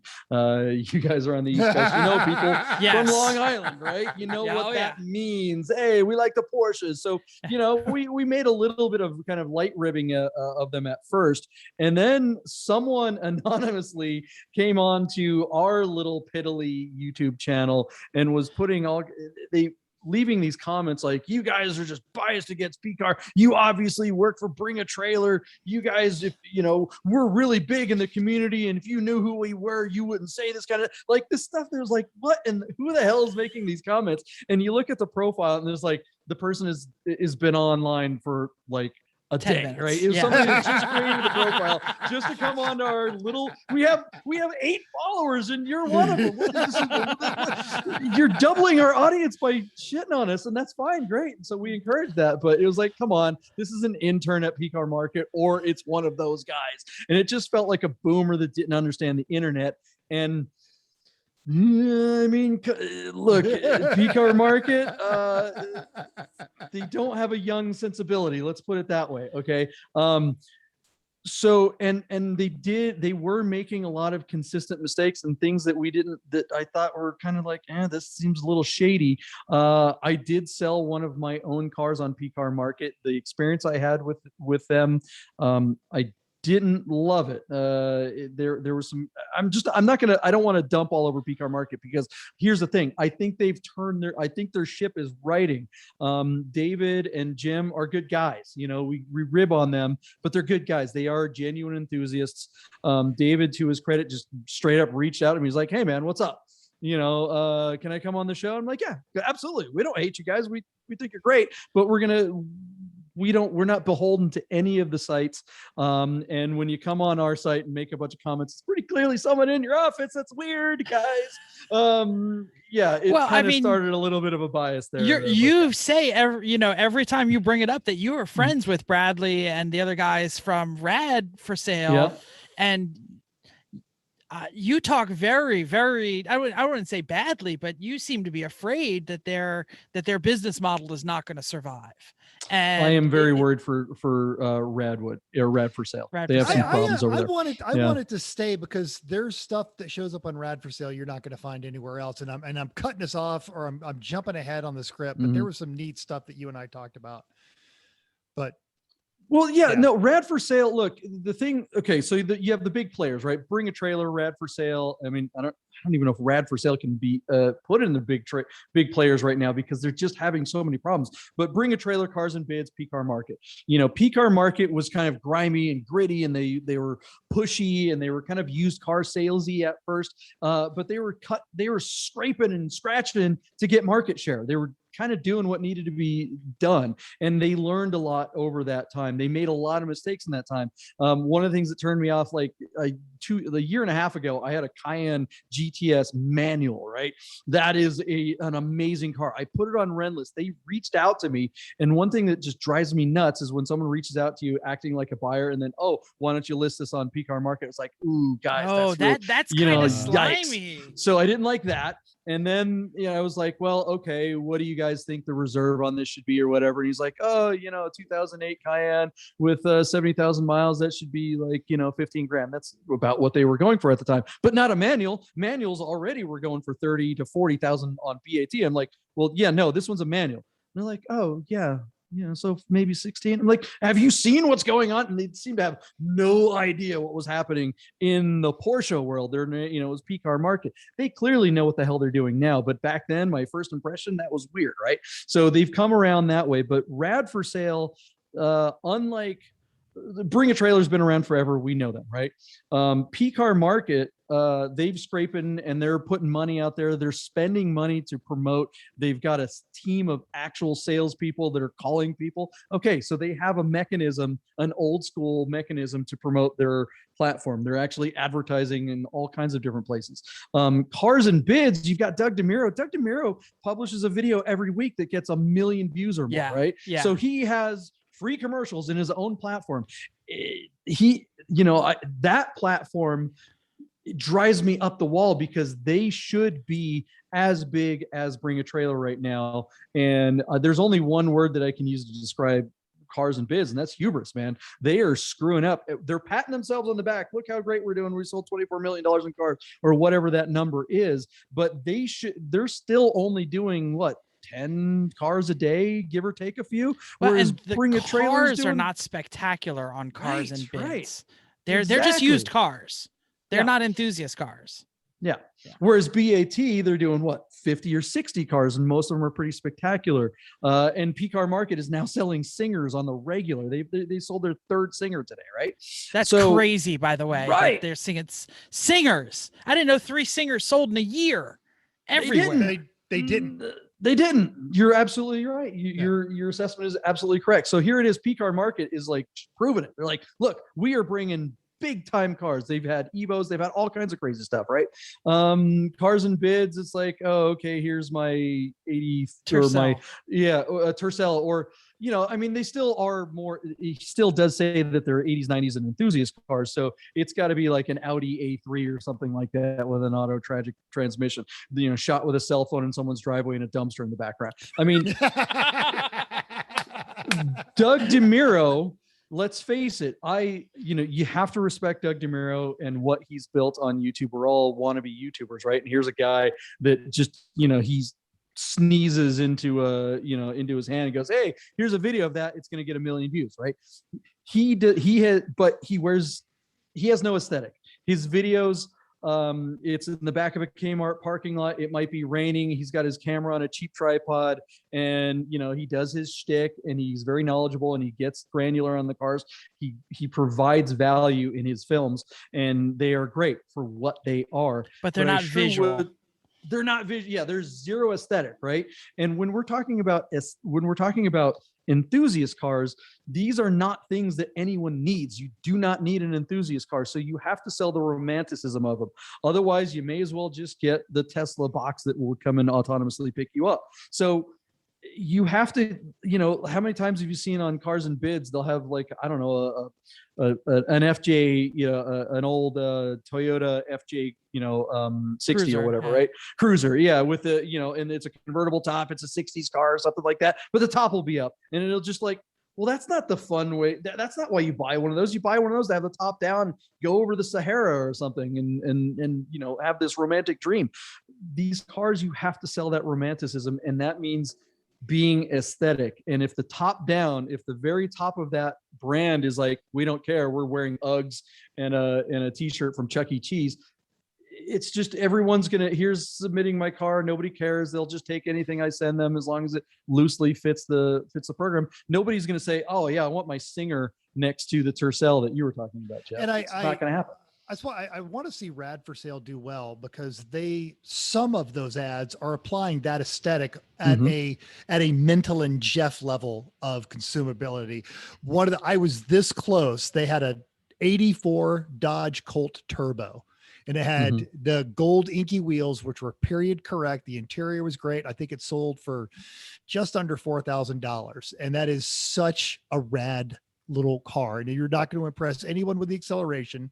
And then but the collector's cars, but down here collector's cars, that car would never sell on Bring a Trailer. They wouldn't take it, kind of a deal. Yeah. So I hope Rad for Sale gets it. I don't know if that's the case. BAT is pretty loose these days. Yeah. Once they got bought by Hearst. Yeah. But well, I hear you. we need to loose. move on. Yeah. Speaking of loose and aesthetic. Yeah. And I'll do the share screen. You just start talking.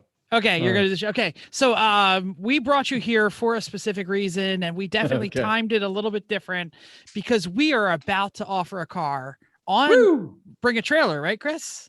Well, yeah, we're assuming they're going to take it, but I think they will. This is up their alley. This is pretty spectacular.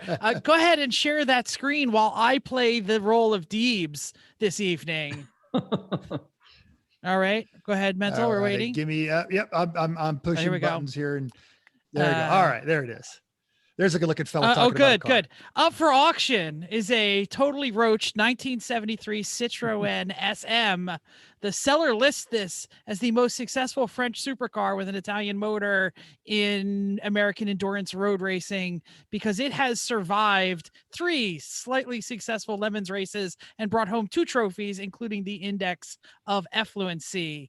The top prize in that series. That's right. It has a 3-liter all-aluminum Maserati Merak motor. Am I saying that correctly? Merak?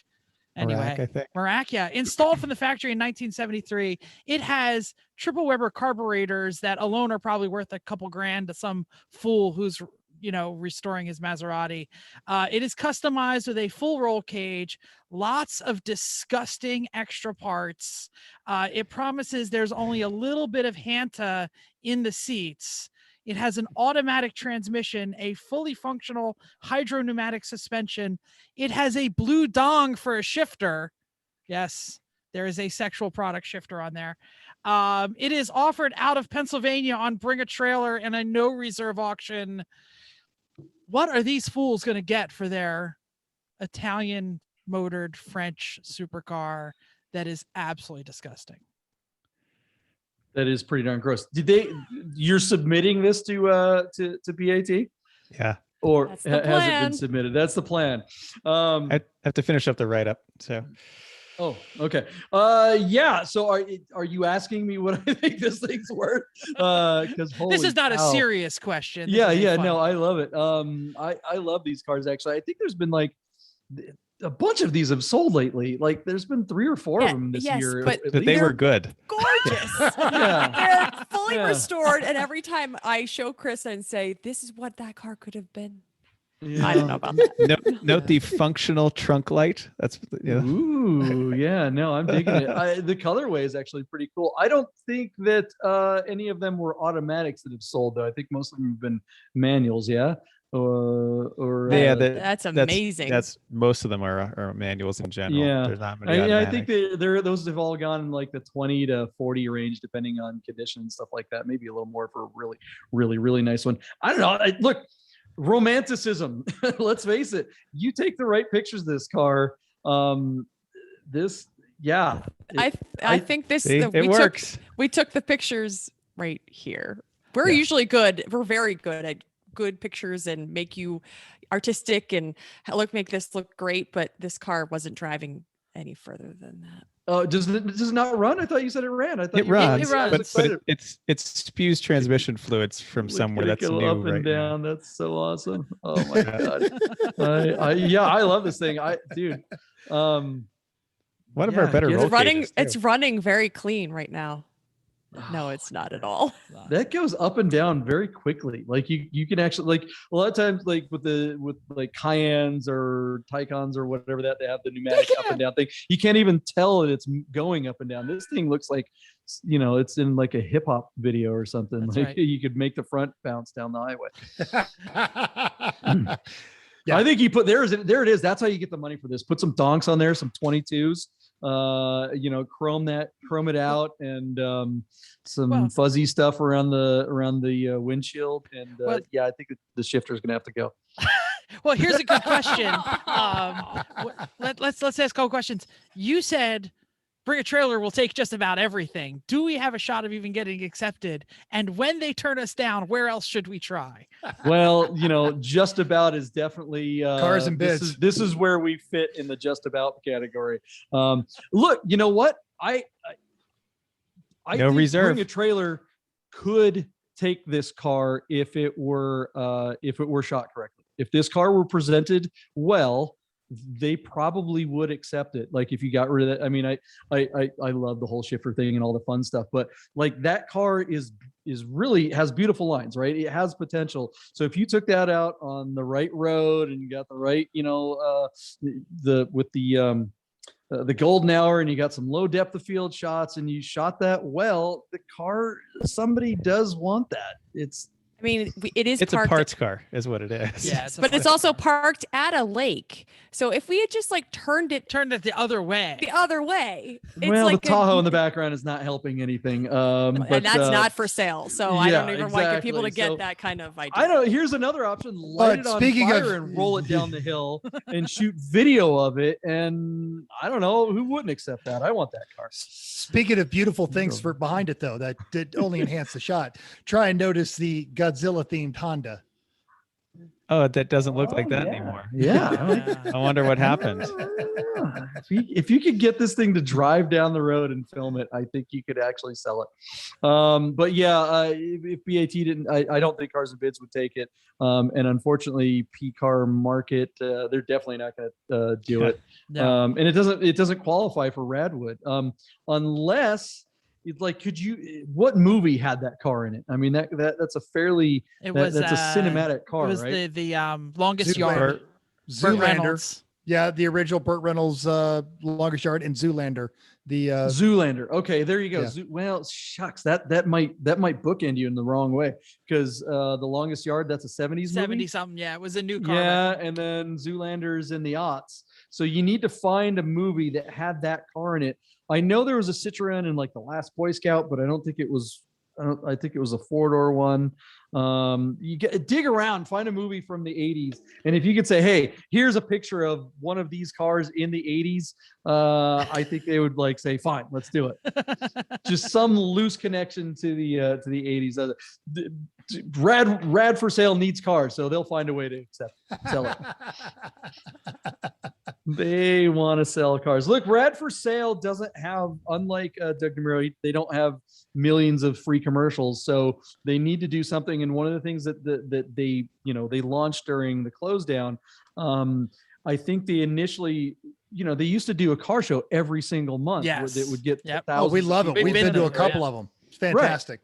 So now that their car shows are starting back up, if they can hang in there for the next couple months and get back out there in the scene and getting enthusiasts on the ground, that is their mechanism to promote their site to the core enthusiast audience. If they can do that, that's their way to promote it and get cars on the site and get traffic built up and start making something happen there. If they can't leverage the attendance of their actual physical shows, they're going to have to actually spend money to promote it.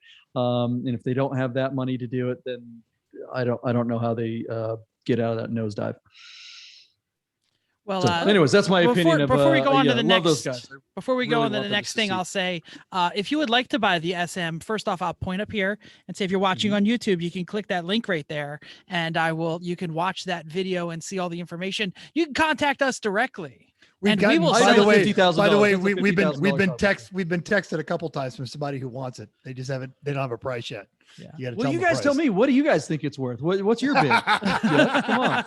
I bet if you're gonna be deep here, that means you go first. Oh, and that means get I have to guess set over the under. market, right? Yeah, exactly. Oh, I You're like the- where this is going. Well I'm going to played. say, in two bids, it will get $3,500, and that is because someone wants that motor and carburetor, and they don't care what it's wrapped in. Chrissy, or you guys were saying that this car has no chance of driving normally. It's just totally toast. This is a parts car drives. only. Oh, It no, it drives. drives. It just it just- spills transmission fluid. And what would it take to make that transmission finding not the be line that is functional? broken and putting it back together? It's not the transmission that's broken; it's a line. Yeah. I mean, look, this car has provenance. This car has this thing has won awards. It has trophies. That's a thing, man. Someone will pay for that. That's They what can't I would have be the selling. trophy. Well, no, they don't get the trophy, but they get the provenance of the fact that the car, won those races, and it's got the cage in it and all that kind of stuff. Somebody would pay. I think I would bid this if this were on BAT with some decent pictures. I would say that this car could. I would probably bid somewhere in the I would say $7,500 of random trophy. Oh, Yeah. we're putting a trans line in telling you. this. That's let's what I'm get some saying. hoses. And if any of you guys can hire somebody for $200 or $300 on BAT to take the photos. If one way to get in for sure on BAT, like if you just say, "Here's my car, I want to pay the $100 minimum," and the car is on the bubble, they'll say no. But if you say, "Yeah, I'll spring for the $300 for a photographer," they'll let it in because they'll know that, okay, it's going to be presented at least, halfway decent. Spring for the extra few $100 and get someone to, or find someone to take really good pictures of it and submit those pictures when you submit it, and you might have something there. I bet DJ Eric would probably do a great job of that. My Here's dad a also takes I photos. did the BMW. It was Yeah. very nice. It was good. Yep. A good Yeah, we camera. can. It's Problem just is, that we It's hadn't. it's gonna take another 2 months for me to get all this stuff done. Yeah, that doesn't help. I Yeah. sold a 19. Oh, there it is on the racetrack. Proof that it Woo! runs. Yeah, look at that. Come on, man. Who doesn't want that thing? Ball gag, that's just- spiked yeah. collar, and everything. Yeah, it's good looking. That's good looking. Sell them. I mean, there's a bunch of gimps out there that want that car. Some of them are on our race team. Yeah, exactly. I don't know. Yeah, I say fix it up, take some good pictures, and sell that thing. You'll make money. Yeah. All right. I think Chrissy. Chrissy's got some things going on next. I do, but we kind of talked about this already, but we can talk about it a little bit more. But I love obviously watching all of these sites. What's the worst thing happening on the platforms? Best thing, if you could fix anything on the industry? Oh man, I think we've gone over kind of the best and worst stuff. I'd like to see. I mean, look, if you're a seller, spring for the photos. If you don't know how to take photos, pay for someone. One of the things we were talking about on the show today, talking about cars and bids. If they did a program where they said, all right, look, it's $100 to list your car or whatever the fee is. They'll charge you an extra $400 to send a photographer out there, or $300. If they went out and said, look, here's what we're going to do. You list your car with us, you will charge you $100 minimum. If you opt for the good photos and the car sells, if it meets reserve, we'll deduct that photography price. If it doesn't sell for the reserve, we'll eat it. I think that would, because they need to up the game. A lot of the cars that are selling on there would sell for more if they were presented well. And I think they need to encourage that.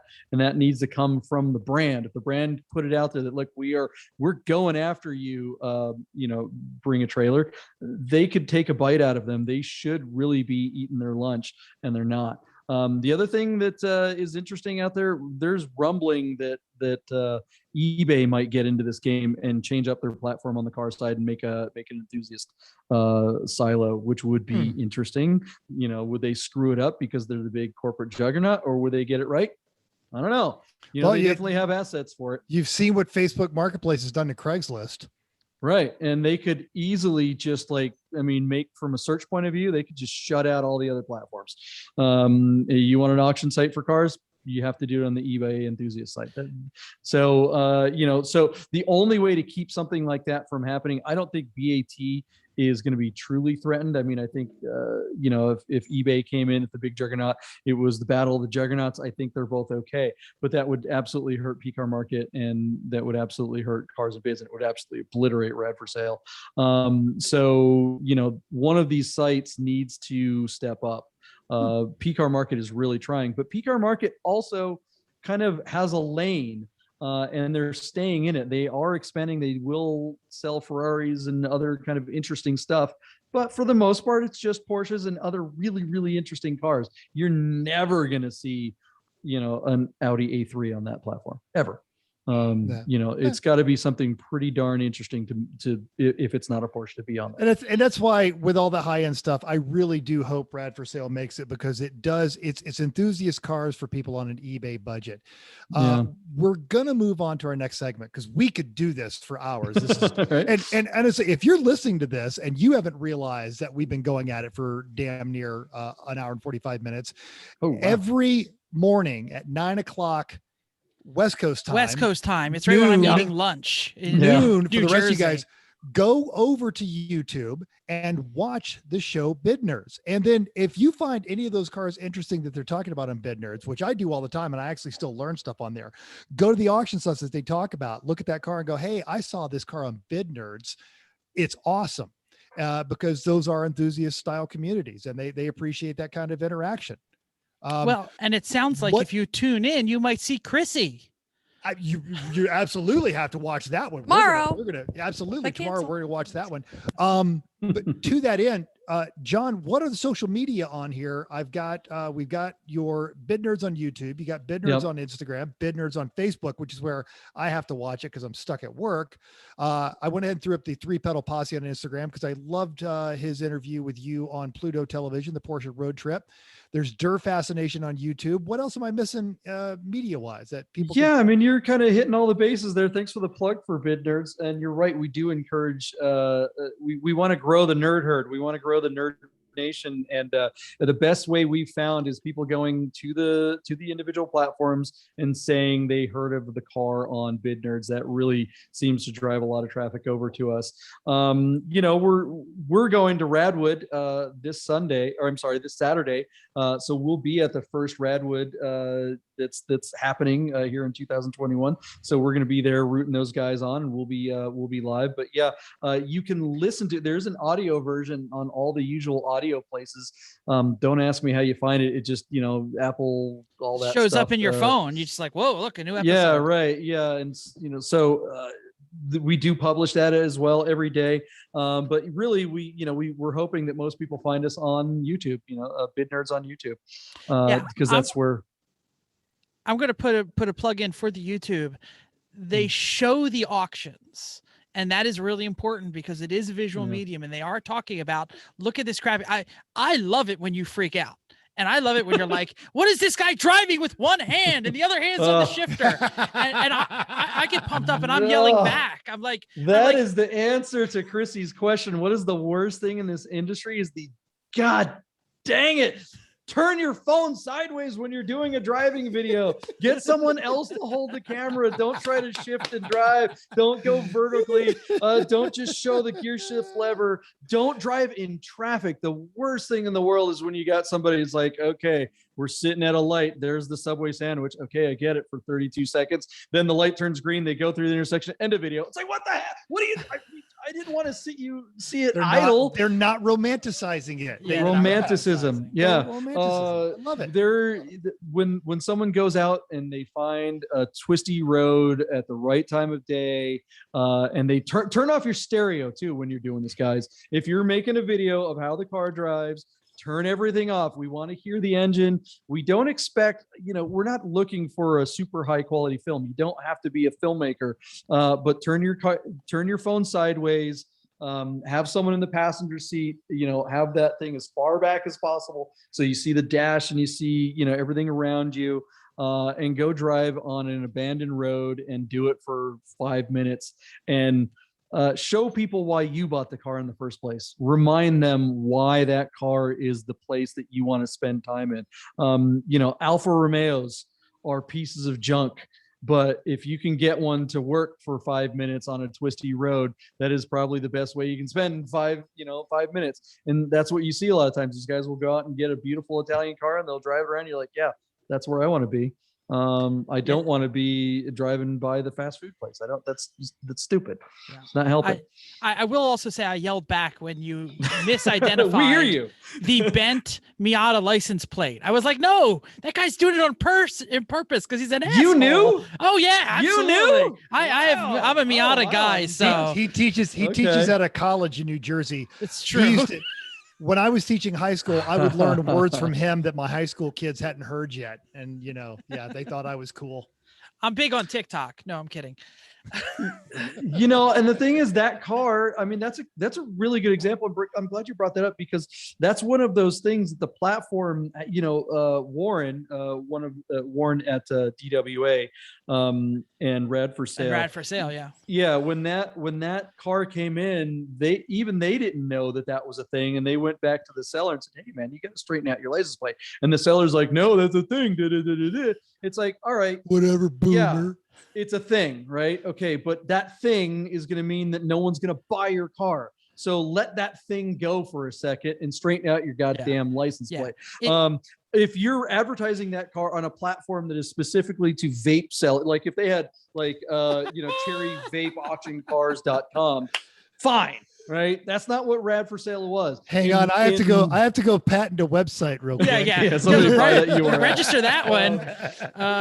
No one in the Cherry 80s had crooked license plates back Yeah. then. That wasn't a thing. No. Make it period correct. The problem wanna is sell you it. shouldn't have a front license plate on your Miata no matter what, because that ruins the nose of the Miata. Even better advice. I can't. Yeah, I mean, take the ticket. Just I'm with you. Even my wife, who just walked through, she does not have a plate on her C6 Corvette, and she's like, it's not getting one. She's doing God's work. Yeah. She's doing God's work. Good for her. Anyway, I think we've plugged everything. We're definitely going to watch the show. Chrissy is going to join you. You live in the same town as Mental, so I assume you're going to run into him and, I don't know, help him. I just can't avoid it. It's such a small town that it's like there's kind of no way around it. So I'm like, all right. He actually was gracious enough. As he mentioned, he lives in a high rise, and that's how we spent our 4th of July. It was a beautiful view over the whole city. So thank you again. That was fantastic. It's great having you. We enjoyed it. And I except for the damn cake that your wife made and left in my refrigerator, and clearly I keep eating it. Vicky can cook. Is Vicky in the room? Damn. Mental? No, actually, No, yeah, okay. she's It okay. was like a Jello cake with like Cool Whip on it. It was like, come on, man! Oh my god, I have to eat the whole thing. I can't Have her resist that cook sort of thing. Mexican. Mental, Really? tell her I want chilaquiles. I'm dying for some chilaquiles. Okay, anyway, we are going to never move lose on weight. to the next segment, and you probably can play along because I have no idea what's coming up. Chris, do you have something for this? I have a hella sweeter but terrible. Hella for sweeter you. but terrible. Oh, can I say So the it's about- instructions? So yeah, It's John. about So you're you. definitely in on this one, JP. Yeah. Jump in. So It's hella about sweeter you, but Jeff. terrible is when Yes. somebody gives a bold statement, and then we all tell them what an idiot they are. And I have a feeling I'm going to get hit on this one. Go ahead, Chris. Oh, this is All right. Okay, I get it. Let's say that we're just purchasing a new vehicle. Yes. This vehicle is a high performance car, the highest performance car this manufacturer has ever made. It is universally loved by the automotive press. Isn't that great? But this is also very expensive, like in the kind of a treat for its owner. It for the is first the actually largest time getting this. vehicle Right. purchase the owner has ever made. Right. And it is used. Only Pre-owned. 1,000 miles Pre-owned. on it, though. Yeah, Still. 1,400. Still. Now, if this owner also happened to be going to a track weekend at Pit Race in 2 weeks, This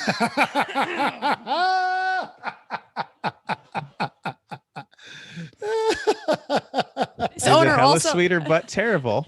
this owner also said, I can't go because I don't have a car to drive, and you have like 8 cars out front. That's true. So, hell sweeter but terrible. Use the Veloster at Pit Race. Should I answer last? Yes. Okay. I'll go next to Around last the because I asked the horn. question. Hella sweet or but terrible taking your 1 week old Hyundai Veloster N to a track day. Mental, go. Hella sweet. Get the track day insurance. It will calm you down in traffic. Got to get that fixed, man. Chrissy? I'm struggling with this one because you know how I am with dailies on the racetrack.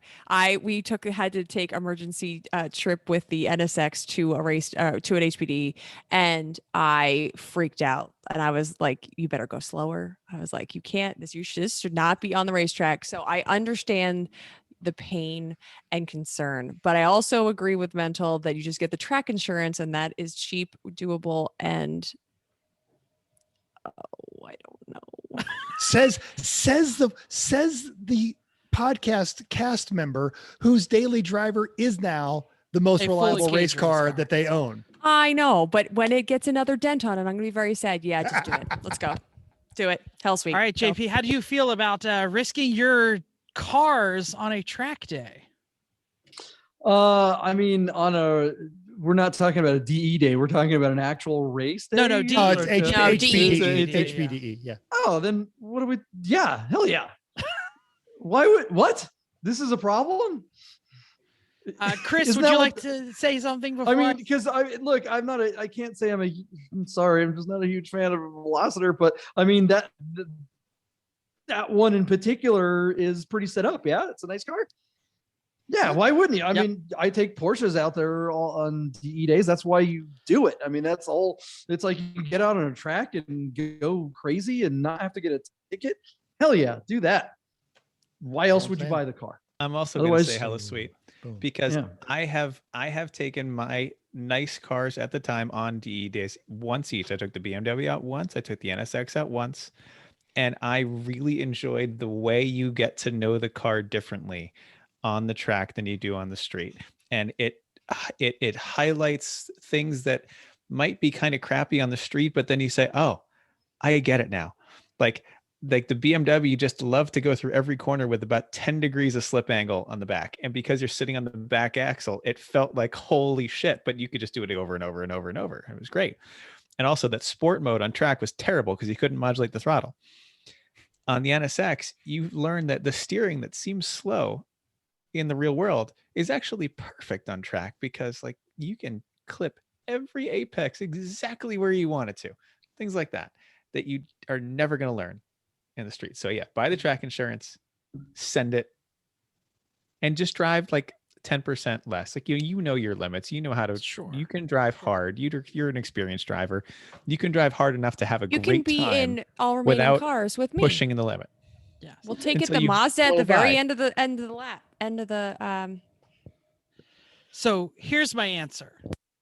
Already have wifely approval, already priced the track insurance, already the plan. There I we am go. taking the Good. Hyundai Veloster and 275 horsepower, which laps the lightning lap according to Car and Driver faster than an early Boxster, by the way. On Virgin VIR. Well, yeah. I mean, if you want to have a polar moment in a car, wouldn't you rather do it on a track than in an on ramp? Absolutely. So I mean, look, I think that's exactly what a DE day is for. You're supposed to take your performance cars, go out there, push them to the limits, and find out what they do at 11/10, and know how to, possibly save your life, for crying out loud. Absolutely. Because you don't want a learning curve in I absolutely love the idea of taking. Well, and Jeff likes to play the humble bit, but Jeff is a serious hot shoe. Nice. Yeah, and I've never excited. driven the good version of the Veloster. I've only driven the rental car versions. And oh my god, I wanted to shoot myself in the face. But I have heard good things about the hot one. So I'm sure if I got a chance to drive one, I'd probably this is fun. Well, tune in a couple weeks because we are going to be covering the Pittsburgh DE show. I think in 3 weeks because it comes in 2 weeks, right? I mean, is that where we're at? I don't even know what the number is. If you make a driving video, just turn your End of damn July. phone sideways. Yeah, I will. Yeah. Don't worry. All right. Do we know what we're covering next week? I don't know. No. I'm not here. I'm going to be at Boy Scout camp, so you're actually covering it without me. Great. okay, we'll Okay. figure it out. Yeah. Okay. We'll figure it out. We'll figure it out. Well, JP, thank you for joining us. I'm very excited. Seriously, to have thanks, you here. JP. This is Had awesome. a great time, guys. That was lots of fun. Thanks for I having can't me. wait to watch. I've got a meeting and I'm going to have to watch the rerun of Bidnerds, but I can't wait. I will be maybe in the car driving to Pennsylvania to buy this NC Miata for my brother at the time, but I will absolutely tune in on my phone so I can make snide comments. Thank you all for downloading us. If you're watching on YouTube, thank you for tuning in. We hope you enjoyed this week's edition of Everyone Racers. We also hope you'll join us in the world of driving, racing, and building, because even if it's fresh off the lot, you should be on a racetrack. If you enjoyed this podcast, subscribe, hit the like and share button, do whatever you got to do. It's totally free. Go to iTunes, give us a good rating. Even if you hated us, give us a good rating, 5 stars, and tell us why. If you have any questions or show ideas, drop a comment on our Facebook page, Everyone Racers, or email us at everyone.racers@gmail.com. You can still text us. Mental's holding up his phone. He really wants you to text him. 484-243-0455. Send us pictures. Send us story ideas. Just ask us a question. You can also find us Are on. you putting your phone number on the interwebs? It is a Google number. Google. So. It's all of our phone number, Yeah. actually. Wow, you guys- That's why it's a holy Pennsylvania frijoles. number. Yeah. Yeah. Mental likes junk pics. Send Yeah, him junk. exactly. Oh, nice. Yes. If you have rust in your hellhole in your 914, send it to Absolutely. Mental. Actually, Find us- I have not been offended by any junk pics that we have actually gotten, and we've gotten a few. Good. Find us on Instagram or Twitter at everyone.racers. Thanks again, and until next week, keep the shiny side up. Oh yeah, Bidnerds, get a Bidnerds tennis ball for your car. That's a sticker. Sticker. Yes, we have a sticker too. Also, Who's got a sticker? Yeah. Well, yeah, Dare Your hat. Fascination. Yeah. Oh yeah, you good go. looking hat. I appreciate that you resisted the urge to bend the Frato brim. There, Mental. Nice work. You're looking good. You're looking good. You're wearing it right. He'll make Don't me bend that cool sucker. yet. Well, that's awesome. Once again, if you can't keep the shiny side up, at least keep those wheels down.